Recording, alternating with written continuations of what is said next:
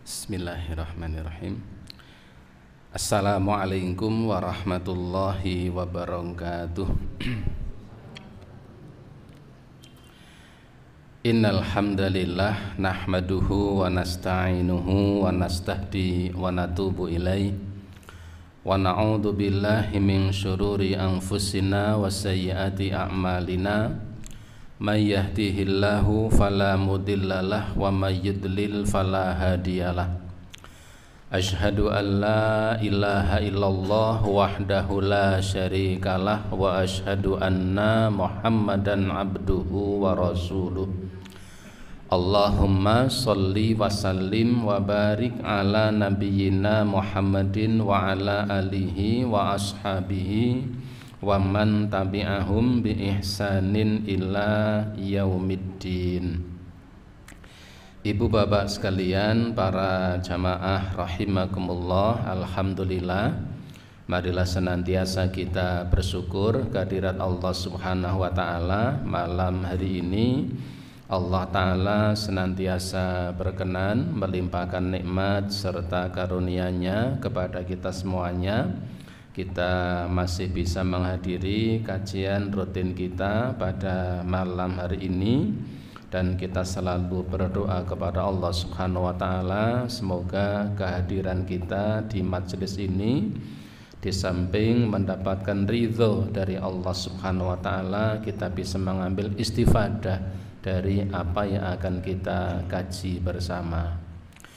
Salawat dan salam tidak lupa semoga tercurah atas Nabi Yuna Muhammad sallallahu alaihi wa alihi wasallam, yang semoga terlimpah pula kepada seluruh keluarganya dan semua umatnya yang senantiasa istiqomah di jalan Allah ini sampai hari kiamat kelak.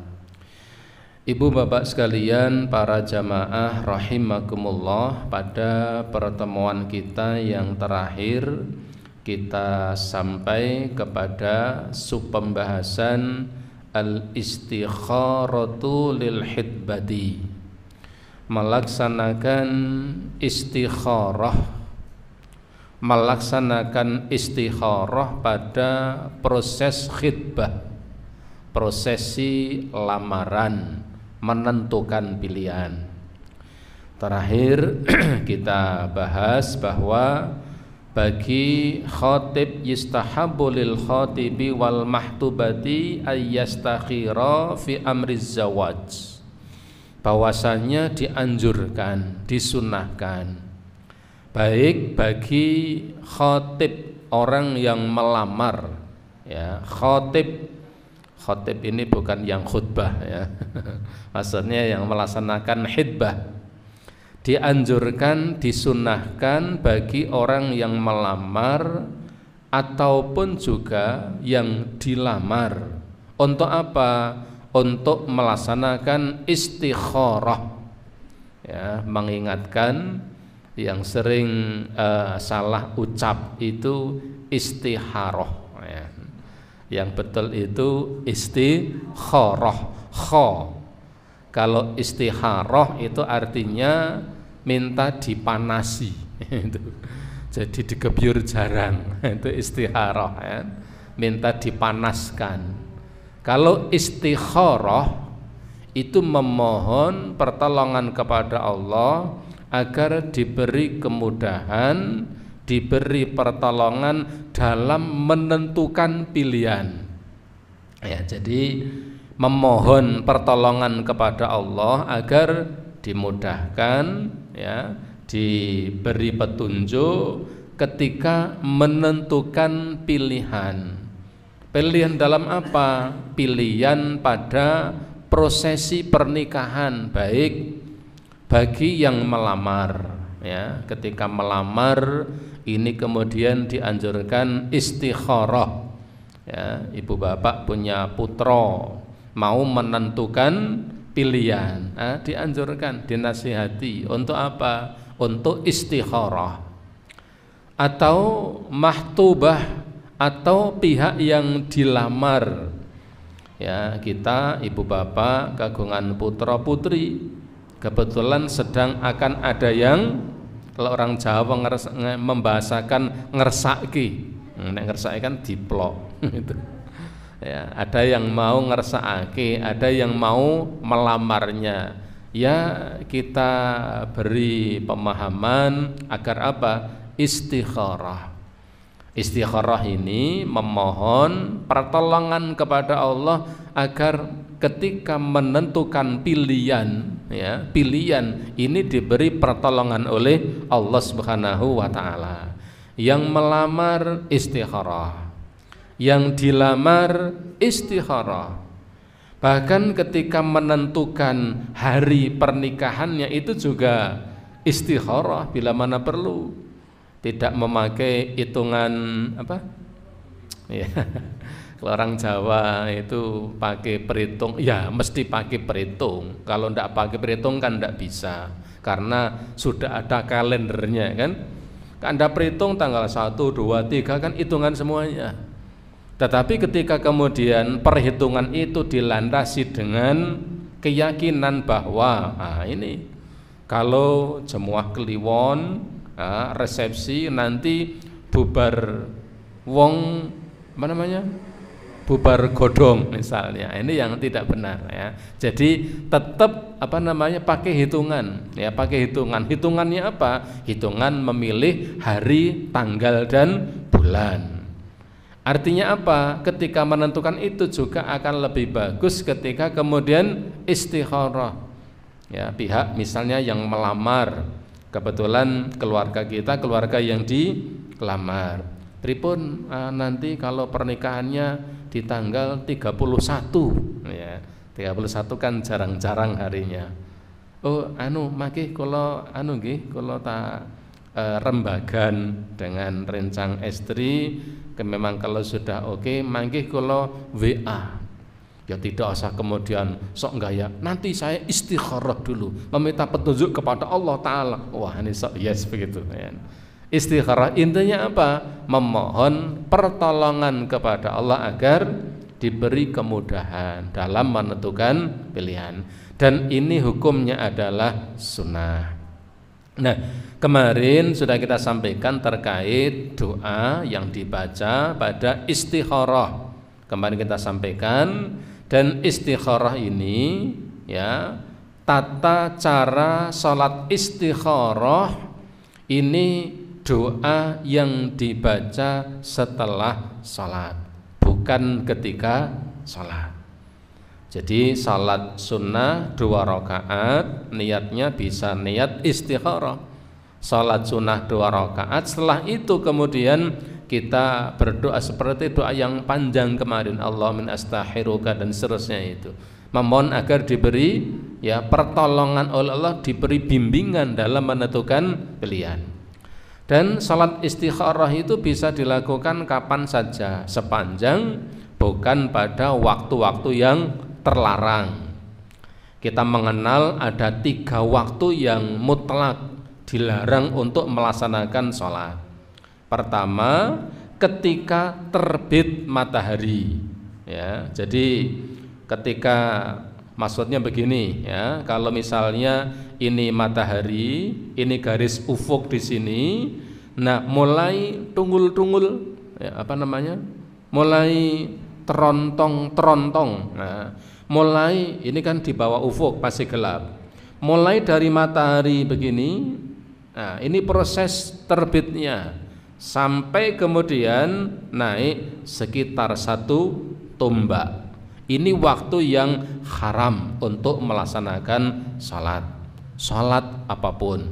Ini waktu yang haram, termasuk istikharah tidak boleh. Yang kedua, ketika matahari tepat di atas kepala, ini juga ya tidak boleh ya, tepat di atas kepala jelang waktu sholat zuhur, karena kalau sudah azan zuhur itu berarti sudah zawal. Kalau misalnya ini tengah-tengah, kalau pas tengah-tengah begini ini ya, ini misalnya matahari tepat di tengah-tengah, ini waktu yang haram. Sholat zuhur itu masuk ketika matahari sudah condong ke barat, lalu bayangan sudah ada sisi timur. Itu namanya waktu zawal. Itu waktu masuk sholat zuhur. Kita sekarang alhamdulillah sudah dimudahkan dengan apa? Dengan jadwal waktu sholat. Kalau dulu saya masih kecil, ya, itu imam masjid saya itu sering melihat namanya bencet. Nah, ada yang perso bencet, ya, jam apa namanya, matahari itu. Kalau pas saya dulu masih menangi, tapi sekarang sudah ditiadakan. Nangkoi proyek kata anak muda itu. Ya. Kalau dulu kalau mau azan itu, ya, imam masjid saya itu sudah habis mandi, ya, pakai anduk itu, jadi anduk itu yang gue serbet, gue serban, gue warna-warna. Jadi ngelihat bencet itu kalau apa namanya bayang-bayang sudah di sisi timur, itu kemudian sudah masuk waktu salat zuhur. Nah, ketika tepat di atas kepala, ini waktu yang haram. Yang ketiga, waktu haram itu ketika matahari tenggelam. Dari mulai proses tenggelamnya, kalau ini garis ufuk, ya, garis ufuk, proses tenggelam itu ada begini. Ketika matahari sudah mulai, nah ini garis ufuk, lalu matahari sudah mulai turun. Nah, ketika turun begini ini, sampai kemudian matahari benar-benar tenggelam. Dari mulai proses turun sedikit ke ufuk, ini namanya waktu terbenamnya matahari. Ini waktu haram untuk melaksanakan sholat. Ketika matahari sudah tenggelam, ya, kemudian di barat sana sudah ada sinar apa namanya, cahaya kemerah-merahan senja, itu masuk waktu sholat maghrib. Dan sekarang kita tidak melihat yang seperti itu karena sekali lagi sudah dengan menggunakan perhitungan waktu, yaitu dengan jam, itu lebih mudah. Nah, salat istikharah, sekali lagi bukan ha, ya, salat istikharah. Nah, kalau orang Jawa itu ya sok sing gampang saja, ya, zakat fitri jadi zakat fitrah, jadi zakat, ya, zakat fitri jadi zakat fitrah, kemudian fitrah lalu fitrah. Nah, itu orang Jawa apa? Fitrah, sing paling gampang. Salat istikharah boleh dilakukan siang hari, boleh dilakukan malam hari, kapan saja, ya, boleh kapan saja. Bahkan, nah ini, bahkan ada di antara para ulama yang membolehkan kita membaca doa istikharah itu setelah selesai sholat sunnah seperti sholat sunnah rawatib. Nah, ini ada yang membolehkan begitu, ya, sehingga tidak mengkhususkan dengan sholat istikharah. Ada yang membolehkan. Kalimat ada membolehkan berarti tidak mewakili semuanya. Mayoritas di kalangan para ulama lebih cenderung bahwa sholat istikharah itu ngelegake. Sholat 2 rakaat di waktu-waktu yang tidak terlarang, setelah itu lalu kemudian membaca doa untuk dipilihkan. Nah, ini sholat istikharah, memohon pertolongan kepada Allah agar diberi kemudahan pertolongan dalam menentukan pilihan. Ibu barahimakumullah, kemudian ya terkait tentang hitbah ini, tentang yang berkaitan dengan melamar ini, yang terakhir adalah yajuzu ayyatawassatar rajulu lihitbati au zawaji imraatihi. Terkait tentang bolehnya ketika seseorang laki-laki melamar seorang perempuan, boleh hukumnya dia menggunakan perantara. Artinya orang maju dewi. Dan itu sudah menjadi kebiasaan di tempat kita. Kalau ngelamar itu biasanya tidak calonnya. Nek calonnya yang melamar, ini malah orang tua yang dilamar ini jadi sanksi. Lu kok tus-tusan.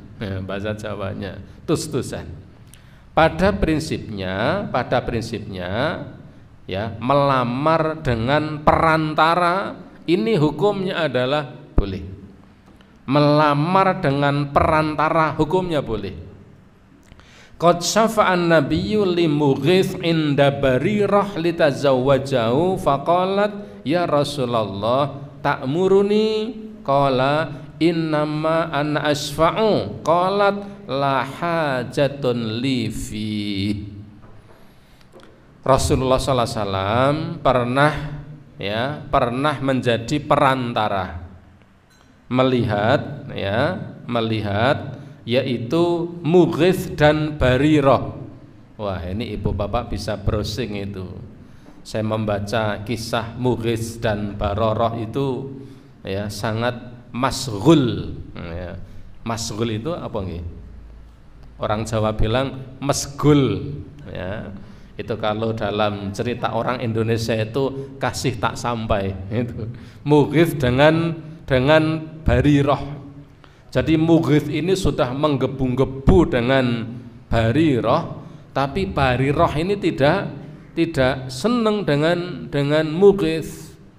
Sampai akhirnya Rasulullah sallallahu alaihi wasallam saking kasihannya, saking kasihan kepada Mughith ini karena kasih tak sampai itu.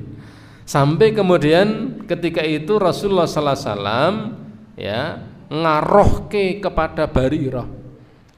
Tidak disebutkan kalimatnya seperti apa ya, karena Nabi hanya kasihan ini dengan Mughith ini, ya.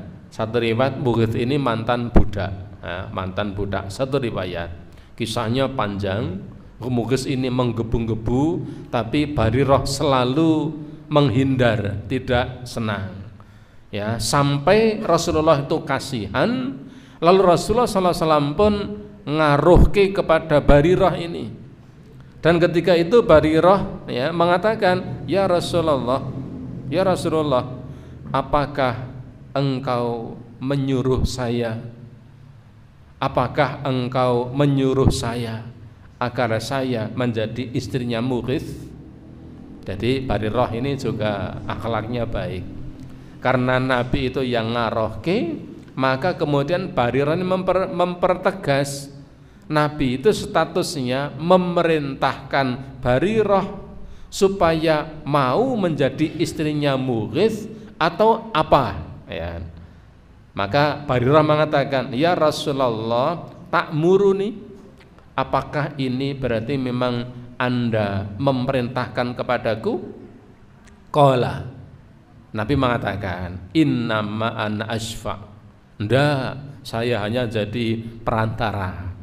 Karena kalau Nabi mengatakan iya, Barirah pasti akan menerimanya, tapi hatinya tidak apa namanya? Tidak lega, tidak sreg begitu. Maka Barirah ketika mempertegas, hal ta'muruni, apakah ini berarti perintah kepada saya? Nabi mengatakan, innama ana asfa'nda, saya hanya perantara saja. Qalat, Barirah tegas mengatakan, la hajatun li fi, saya tidak punya hajat, saya tidak senang. Ya sudah, akhirnya tidak jadi. Itu diceritakan banyak ya, bisa browsing, bisa googling itu kisah Mughith dan Barirah. Betul-betul memilukan.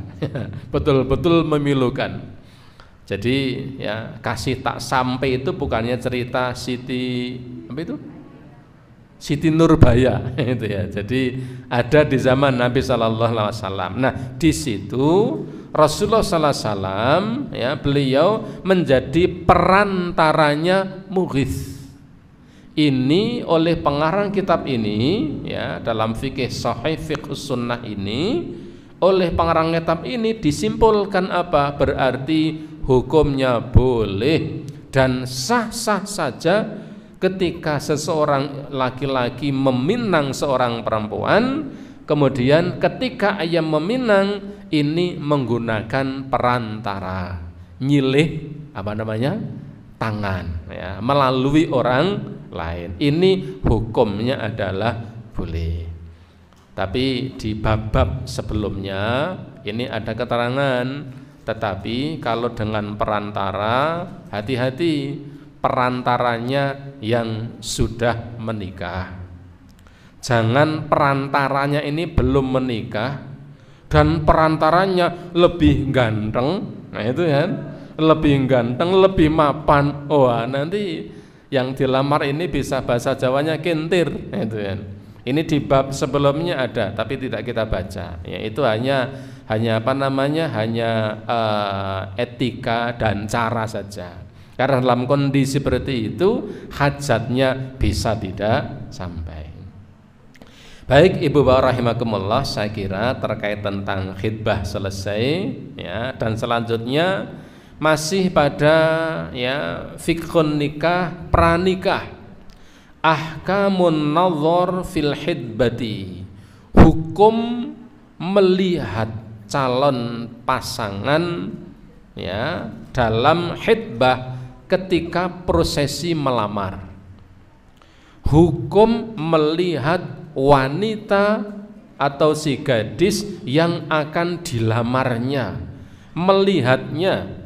Ini kalau dalam bahasa Arab, bahasa para fuqaha sering menyebut dan istilah nazar. Nazoro itu bahasanya maknanya adalah nyawang.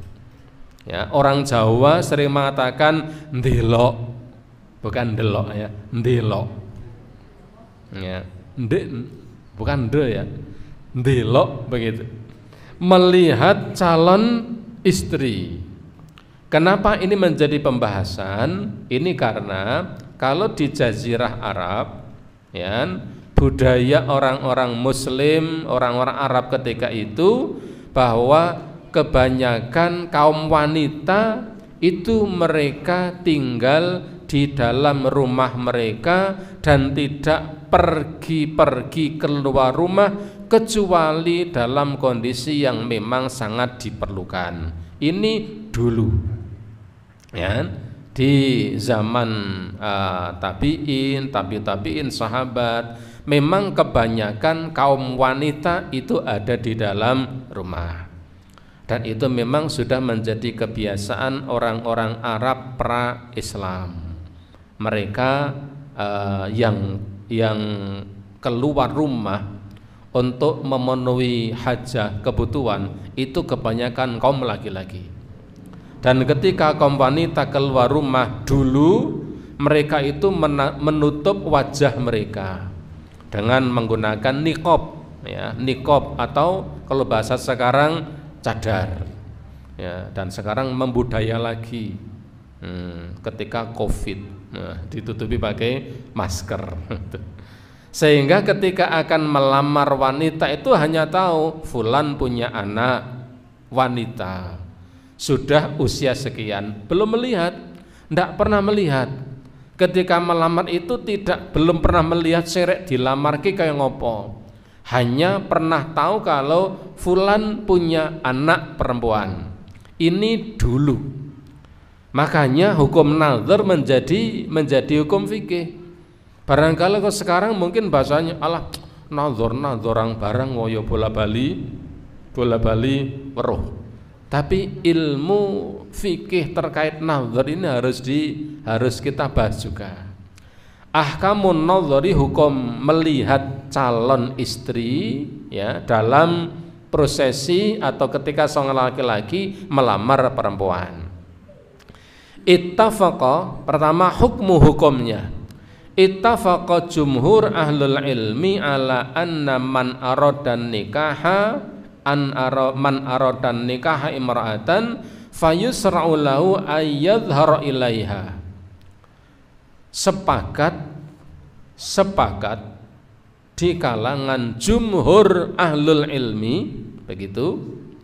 Jadi telah menjadi kesepakatan di kalangan para ulama bahwa man arodan nikah, siapa ya laki-laki yang ingin menikahi seorang perempuan, fayusyra, maka disyariatkan, ya dianjurkan bagi si laki-laki itu ayang dzura ilaiha, untuk melihat calon istrinya. Ini bukannya budaya Arab, di Indonesia banyak ya keluarga-keluarga yang ketika memiliki anak putrinya itu tidak dibiarkan dengan pergaulan yang bebas, dan itu sesuatu yang sangat mulia.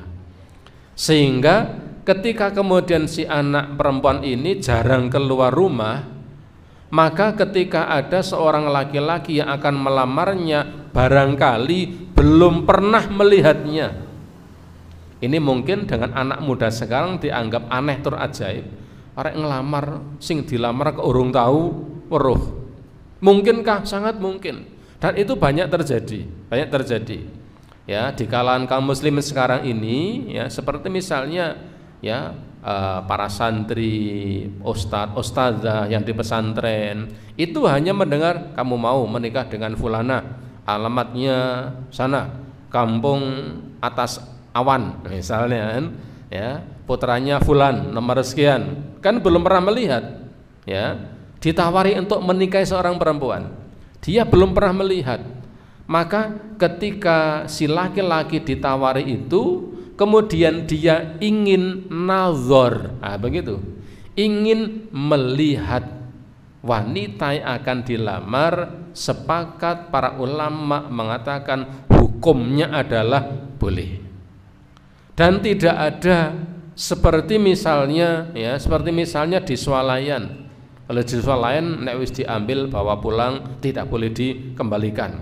Nek wis nazar kudu diteruske. Nah, ini tidak begitu. Makanya nanti bagaimana orang itu ketika melakukan nazar supaya apa? Tidak menyakiti hati perempuan yang akan dinadzarnya. Len nazar apa dipentelengi saka ndur tekan ngisor misalnya, atau cukup melihat ya wajahnya, atau kemudian melihatnya secara diam-diam, atau ngelegaake face to face, saya mau nazar. Nah, ini fikih juga membahas terkait masalah itu. Hanya memang sepakat ulama mengatakan nazar sebelum menikah itu dianjurkan, melihat calon istri yang akan dinikahi. Ya, dalilnya apa? Pertama adalah firman Allah Subhanahu wa taala. Allah taala berfirman di dalam Al-Qur'an surat Al-Ahzab ayat yang ke-52. Allah taala mengatakan, a'udzubillahi minasyaitonirrajim.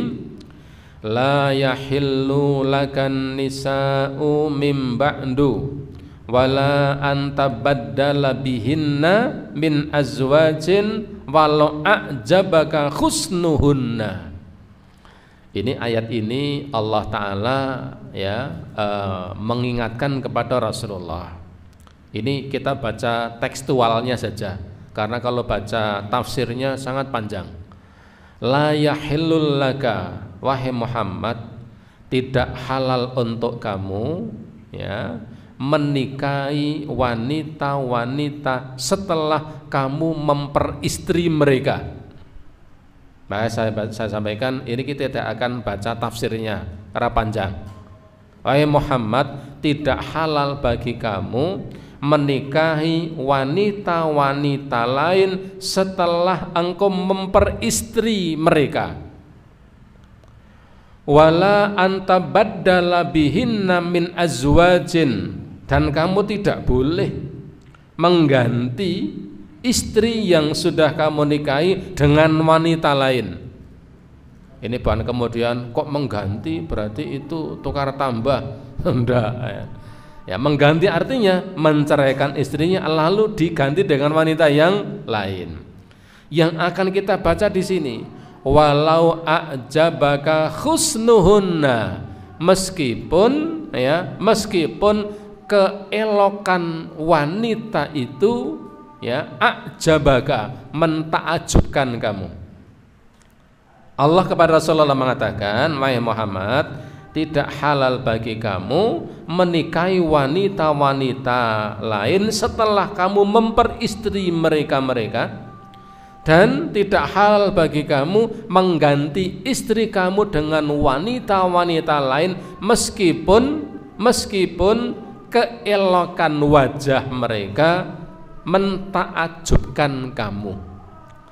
Kalimat husnu, ya, kalimat husnu, keelokan, kecantikan, la yu'rafu illa ba'da ru'yatuhunna, itu tidak akan bisa diketahui sebelum melihatnya. Artinya ketika Allah mengatakan meskipun keelokan, kecantikan mereka itu menarik hati kamu, kecantikan, keelokan tidak akan bisa diketahui kalau tidak melihatnya. Ini yang oleh para ulama difahami bahwa nazar, melihat calon istri yang akan dilamar, hukumnya adalah boleh. Ini dalil yang pertama, dalil dari Al-Quran. Dalil dari hadis, mungkin kita jeda azan dulu, ya. Setelah azan kita lanjutkan dalil-dalil dari hadis-hadis Nabi Sallallahu Alaihi Wasallam. Monggo yang mengumandangkan azan. Baik, sekalian kita lanjutkan. Dalil yang kedua adalah hadis Abi Hurairah radhiyallahu anhu, ia berkata, kuntu indan Nabi sallallahu alaihi wasallam fa'atahu rajulun fa'ahbarahu annahu tazawwaja imra'atan minal ansar. Abu Hurairah mengatakan, beliau mengatakan, kami suatu ketika sedang berada di sisi Nabi sallallahu alaihi wasallam. Fa'atahu, maka ya tiba-tiba datanglah kepada beliau seorang laki-laki yang menghabarkan bahwa laki-laki ini sedang akan melamar wanita Ansor. Wanita Ansor berarti penduduk asli Madinah.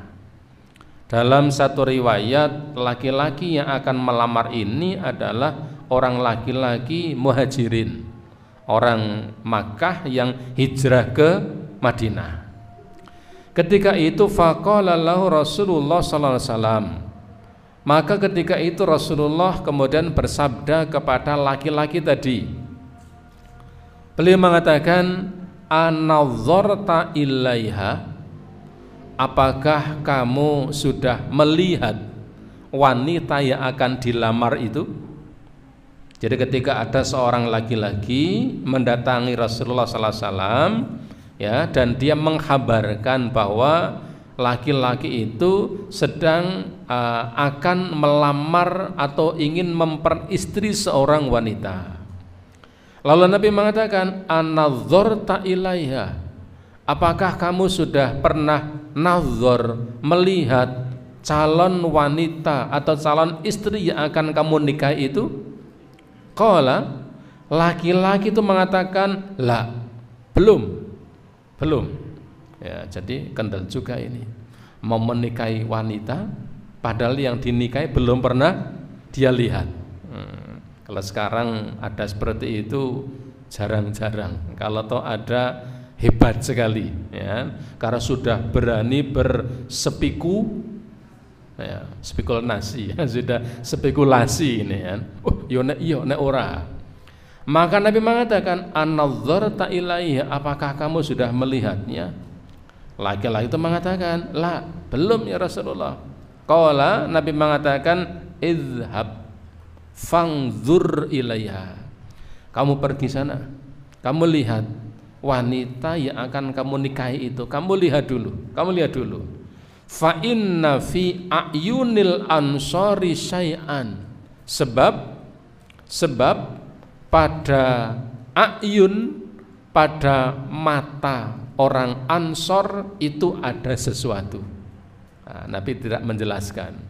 Dan pensarah hadis juga tidak menjelaskan maksudnya apa. Artinya apa? Ada sesuatu yang kalau itu terjadi pada seorang wanita, kemudian laki-laki itu ketika melamar tidak tahu kalau ada sesuatu pada wanita itu, dan itu baru diketahui setelah pernikahan, maka akan menyebabkan apa? Penyesalan. Maka Nabi mengatakan, idhab, sudah sana kamu pergi, kamu lihat wanita yang akan kamu nikahi itu, karena pada mata orang Ansor, wanita Ansor itu ada syai'annya, ada sesuatunya, sesuatu dalam tanda petik sesuatu yang negatif. Nah, ini dalil pertama dari hadis Nabi Sallallahu Alaihi Wasallam.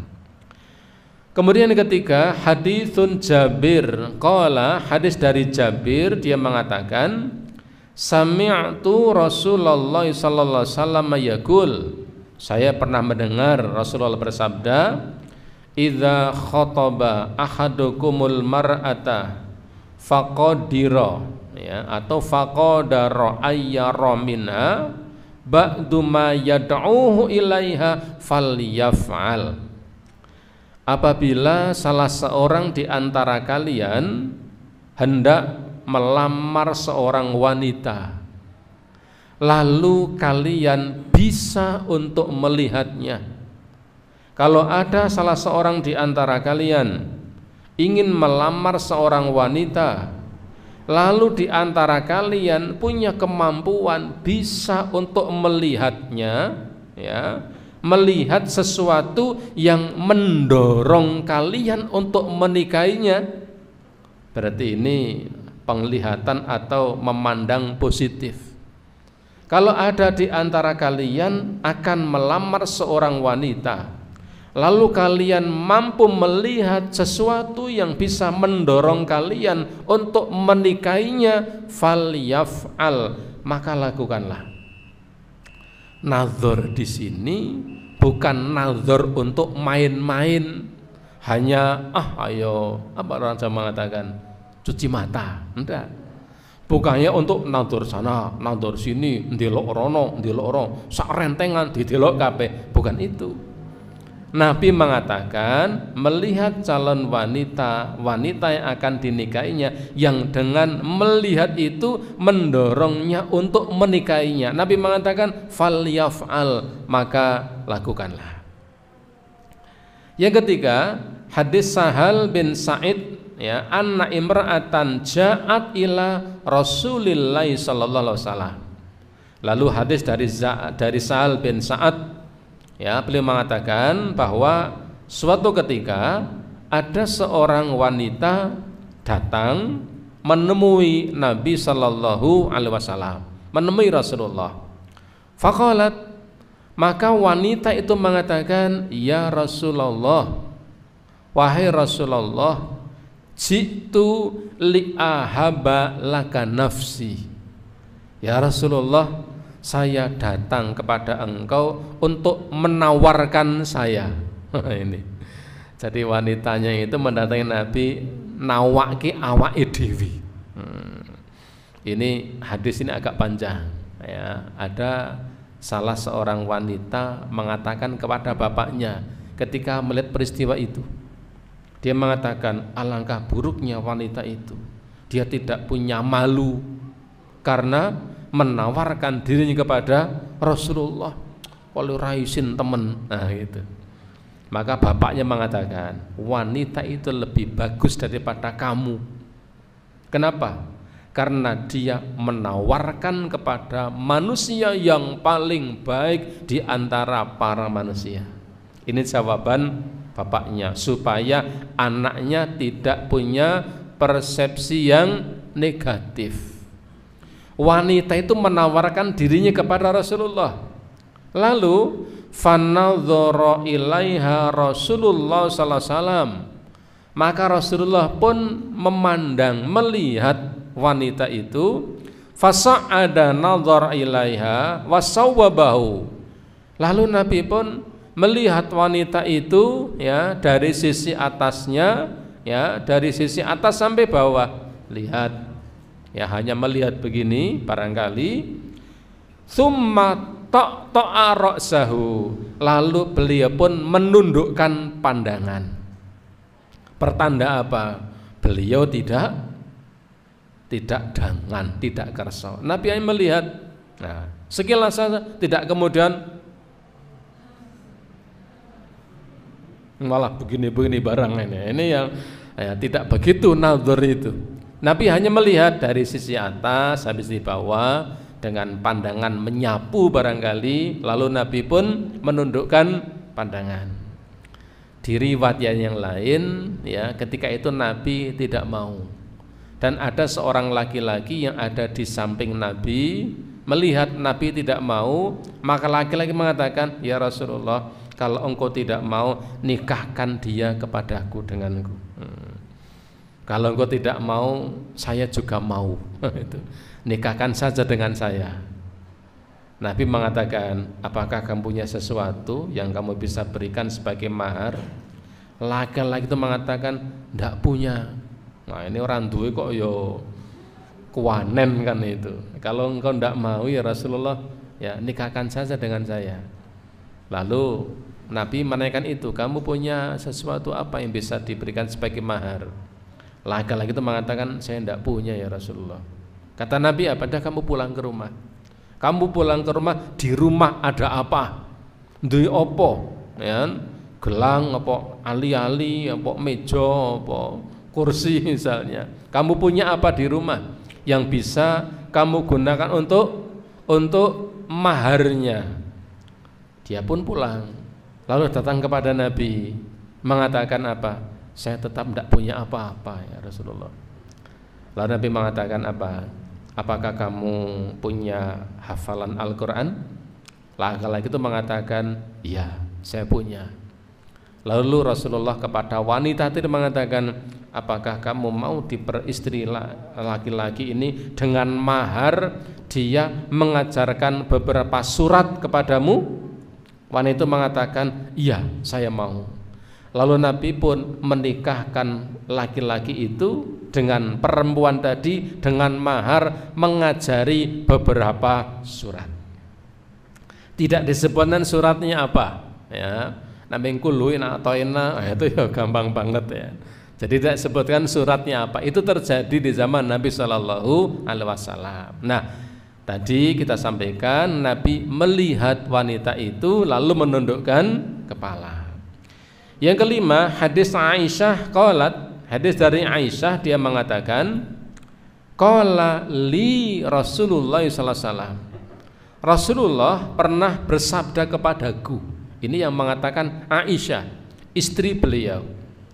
Qala li Rasulullah sallallahu alaihi wasallam. Rasulullah sallallahu alaihi wasallam pernah bersabda kepadaku, wahai Aisyah, uri tuki fil manami yaji'u bikil malaku fi saraqatin min haririn faqala li hadhihi imra'atuka fakashaftu an wajhiki ats-tsauba fa idza hiya anta fakultu iyyakun hadza min indillah yumdihi.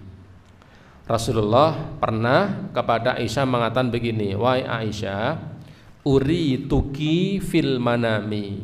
Saya dulu sebelum menikahi kamu, ya, saya melihat kamu muncul di mimpiku. Kamu datang ya bersama dengan malaikat. Malaikat mendatangiku dengan membawa seorang wanita fi saraqatin min haririn, yang ditutup dengan kain yang terbuat dari sutra. Ini Nabi bermimpi. Sedang Nabi bermimpi didatangi malaikat ya dengan membawa seorang wanita yang ditutupi kain ya, ditutup kain, wajahnya ditutup kain yang terbuat dari sutra.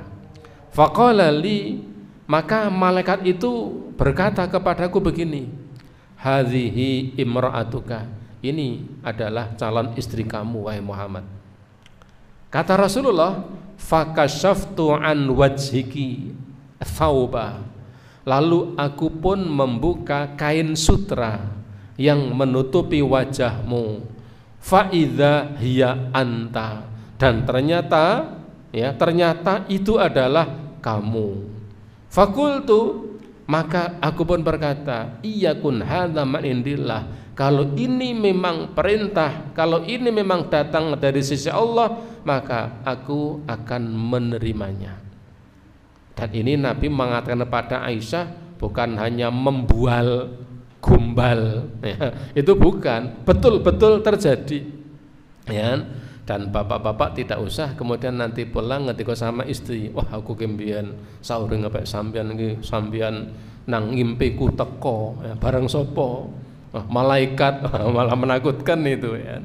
Tidak usah. Ini ya dikatakan oleh Rasulullah kepada Aisyah, dan kita husnudzon, tidak mungkin Rasulullah berbicara bohong, ya. Nah, yang di sini kita garis bawahi adalah kata Nabi, fakashaftu an wajhiki, lalu aku pun membuka kain yang menutupi wajahmu, dan ternyata itu adalah kamu wahai Aisyah. Lalu aku pun berkata, kalau ini memang min indillah, mimpi ini dari Allah Ta'ala, ya, karena mimpi itu kan ada 3. Pertama, mimpi itu datang dari Allah. Yang kedua, mimpi itu datang karena pikiran kita. Kakian mikir banyak hal lalu muncul dalam mimpi. Yang ketiga, mimpi itu adalah mulai batu syaiton, hasil permainan setan, kayak gawe dolanan oleh setan. Mimpi itu kurang lebih ada 3 itu menurut para ulama.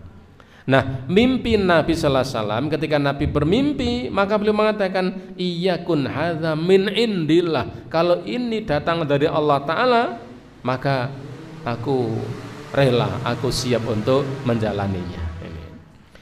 Kemudian pengarang kitab ini mengatakan, wal hikmatu fi masru'iyatin nadhar ilal mahtubati ayyahsula law itma'anna nafs ilal iqdami ala zawaji minha.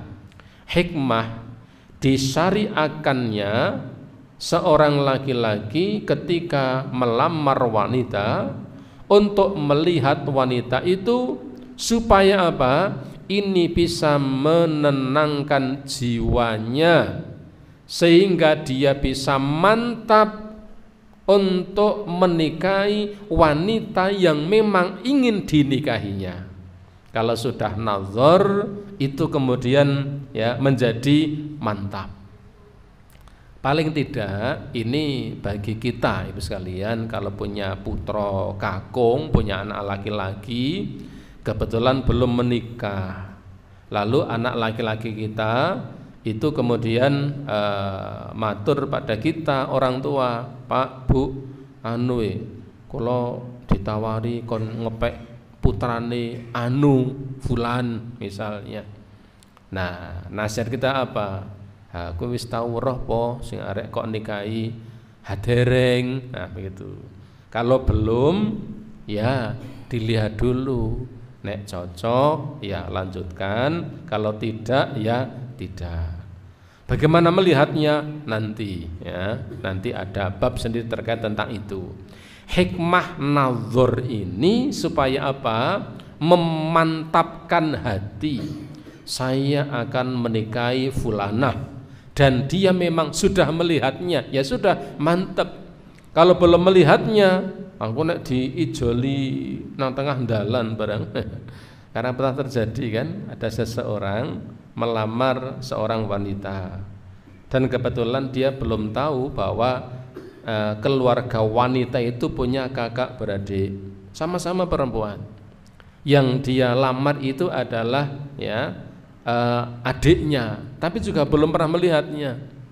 Karena waktu itu kakaknya belum menikah, maka kemudian ketika itu diterima ya pinangannya tanpa sepengetahuan laki-laki itu, ternyata yang dinikahkan kakaknya. Itu betul-betul pernah terjadi. Ya, barangkali gara-gara belum nazar atau barangkali wajahnya persis 99%.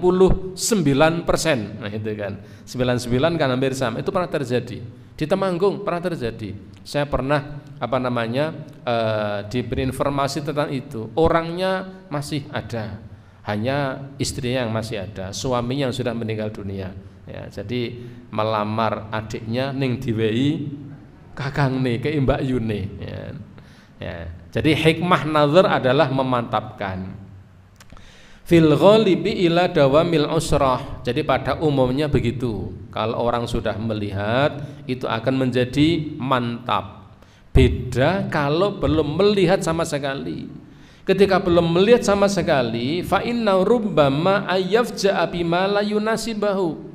Kalau belum pernah melihatnya bisa jadi, meskipun tidak selalu. Bisa jadi kalau belum pernah melihatnya, begitu sudah menikah, sudah mantap, belum pernah melihat, begitu sudah dinikahi, kemudian setelah nikah itu dia melihat istrinya, ternyata ora kaya sing dikarepke, maka akan muncul apa? Akan muncul kegundahan, kegalauan, penyesalan dan lain sebagainya. Hadis yang keenam, ya, walidza jaa fi hadisin Mughirah bin Syu'bah, oleh karenanya dalam hadis Mughirah bin Syu'bah annahu khataba imra'atan faqala Nabi, ketika itu Mughirah bin Syu'bah ini meminang seorang wanita, lalu Nabi mengatakan kepadanya, unzur ilaiha fa innahu akhara ayyudama bainakuma. Unzur ilaiha, kamu lihat dulu wanita yang akan menikahi itu. Untuk apa? Fa innahu akhara ayyudama bainakuma. Sebab dengan kamu melihatnya itu akan lebih bisa melanggengkan kekeluargaan kamu nanti. Ayyudama bainakuma. Dengan kamu melihatnya terlebih dahulu, itu bisa melanggengkan, ya, bisa menjadikan, ya, kekeluargaan kamu, hubungan dengan istri kamu akan bisa langgeng atau awet. Aulau wa ajdaru ayyajma'a bainakum, artinya dengan melihat lebih dahulu itu lebih memungkinkan untuk apa? Untuk memantapkan dalam pernikahannya, sehingga pernikahannya itu akan langgeng di dunianya, bahkan nanti bisa sampai di akhiratnya. Ini dengan apa? Dengan nazar. Qultu, ya, pengarang kitab ini mengatakan, wa hukmun nazar ilal mahtubati inda ahlil ilmi dairun bainal ibahati wal istihbab. Hukum tentang nazar ini menurut para ulama berkisar antara mubah dan sunnah. Jadi hukum nazar ini berkisar antara mubah dan sunnah. Minimalnya mubah, maksimalnya sunnah, bukan wajib. Wasani aqrabu lil adillati sabiqah. Hukum nazar, ya, atau sunnah ini, hukum sunnah pada nazar ini lebih dekat kepada dalil-dalil yang sudah ada tadi. Jadi ada yang menghukumi mubah, ada yang menghukumi sunnah. Yang lebih dekat kepada yang benar, kata pengarang kitab ini, adalah nazar hukumnya sunnah, dianjurkan berdasarkan dalil-dalil yang sudah ada. Walam yukol ahadun biwujubi. Tidak ada di antara para ulama yang mengatakan bahwa nazar itu hukumnya adalah wajib. Tidak ada. Jadi hukumnya berkisar seputar mubah dan sunnah. Meskipun pengarang kitab ini lebih merojihkan kepada yang sunnah, ya, karena memang dengan nazar itu akan tercapai kemaslahatan. Fi ma'alimtu fadlan ayyakuna syaratan li sihhatin nikah, sehingga, ya, atau lebih-lebih Jadi tidak ada seorang ulama yang mengatakan bahwa nadhar itu hukumnya wajib, apalagi yang mengatakan bahwa nadhar itu menjadi syarat sahnya nikah. Tidak ada. Ya, tidak ada nadhar itu syarat sahnya nikah.